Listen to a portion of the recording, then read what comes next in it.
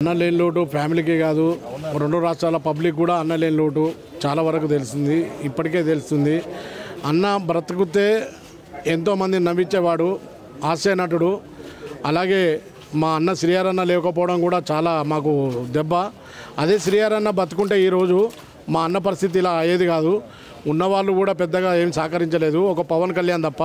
పవన్ కళ్యాణ్ గారు, ఒక ex minister మా మోదీ వెంకటరమణ గారు, విశ్వసేన గారు, తర్వాత మా డాను మల్వాల్ డాన్, మా మైనంపల్లి హనుమంతన్న గారు, స్పోర్ట్స్ మినిస్టర్, వీళ్ళందరూ ప్రతి ఒక్కరు కొంతమంది సాయం చేసిళ్ళు.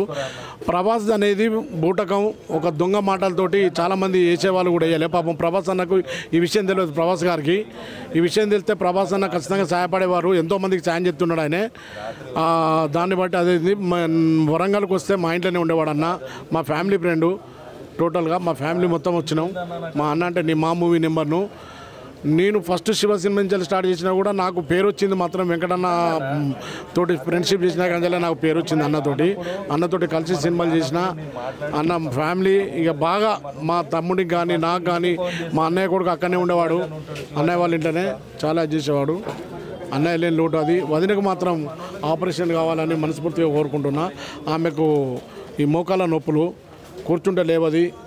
పిల్లలు కూడా పెద్ద సెటిల్ ఏం కాలేదు, సెటిల్ ఏం చేసుకోలేదు. అంతంత మాత్రమే కూలి, డైలీ వేజ్ కూలి పోయినట్టే బతకడం. జర దయచేసి మీ మీడియా మిత్రులు కూడా జర వైరల్ చేసి జర ఎట్లన్నా చేసి అన్న చేసుకోవాలి. చాలా అంటే చాలా, రెండు రాష్ట్రాల పబ్లికే కాదు, ఇతర దేశాలలో కూడా ఈరోజు బాధపడుతున్నారు అన్న లేని లోటు. ఫిష్ వెంకటన్న అంటే తెలంగాణ స్లాంగ్ అంటే అన్న. ఇక హైదరాబాద్ మాటలంటే అన్న నోటి వినాలి. ఆ మాటలు మనం వినలేకపోతున్నాం.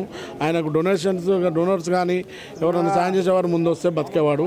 ఈరోజు మనం మధ్యలో ఎడతాం. ఆయన దాదాపు 100కు పైగా సినిమాలు చేశారు. అయినా ఫైనాన్షియల్గా ఇంత వీక్ అయిపోవడానికి గల కారణాలు ఏంటంటారు? అంటే ఫైనాన్షియల్గా అంటే ఆయన 100 సినిమాలు చేసినా కూడా నలుగురు బతకాలంటే, బిడ్డ పెళ్లి చేయాలంటే కూడా పాపం ఆయన మెడిసిన్కు ఆయనకు ఫస్ట్ నుంచి షుగర్ ఉంది. ఆ షుగర్ తోటి కొట్టుమిట్లా ఆడుకుంటూనే ఉంటున్నాడు అన్న. ఈ గబ్బర్ సింగ్ కూడా టీం కూడా బాగా ట్రై చేసింది పాపం, పెద్ద వాళ్ళకు తెలియజేసింది. ఇక వాళ్ళు ఇప్పుడు ఏదన్నా చేస్తే వదినకు చేయాలని మొక్కుకుంటున్నాను నేను. వాళ్ళ కుటుంబానికి మీరు ఇచ్చే భరోసా ఏంటన్నా? వాళ్ళ కుటుంబానికి నేను ఇచ్చే భరోసా అంటే నేను అంత పెద్ద అది కాదు. ఎప్పుడు మా అన్న వేయండి అని చెప్పి నేను ఎప్పుడు ఇడిచిపెట్టా ఆ ఫ్యామిలీని. నా తరపున నాకు ఎంత సాయం చేయబుద్దైతే సాయం చేస్తా. మా వదినని ఇడిచిపెట్టా, పిల్లలను కూడా ఇడిచిపెట్టా. వాళ్ళ ద్వారానే వాళ్ళను నా ఇంటికి ఎప్పటికీ పిలిపించుకొని ఎప్పటికీ చూసుకుంటూనే ఉంటా. అన్న వేయండి కదా వీళ్ళతో ఏం పని అని అయితే ఉండే కాన్సెప్ట్ కాదు మాది. వాళ్ళు బాగుండాలి. ముఖ్యంగా మీ మీడియా మిత్రులకు వదినకు ఆపరేషన్ కావాలనేది ఒక కోరిక. అన్న రేవంత్ రెడ్డి అన్న కూడా నేను ఆల్రెడీ అక్కడ ఉన్నటువంటి పేసీలో కూడా అందజేయడం జరిగిందని. అన్న దాకా పోయిందో లేదో తెలియదు. ఎందుకంటే లయన్ సినిమా అప్పుడు రేవంత్ రెడ్డి అన్న, నేను అప్పుడు ఎమ్మెల్యేగా ఉండే, మా 20,000 దాని వీళ్ళందరూ ప్రతి ఒక్కరు కలిసారు అప్పుడు. ఇప్పుడు రేవంత్ అన్న మినిస్టర్ గారు కాబట్టి అక్కడ దాకా కూడా పోతాం. గబ్బర్ సింగ్ టీంను పట్టుకొని అక్కడ దాకా కూడా పోతా. కేవలం పోయేది ఎందుకంటే వదిన ఆపరేషన్ గురించి పోతా కావచ్చు.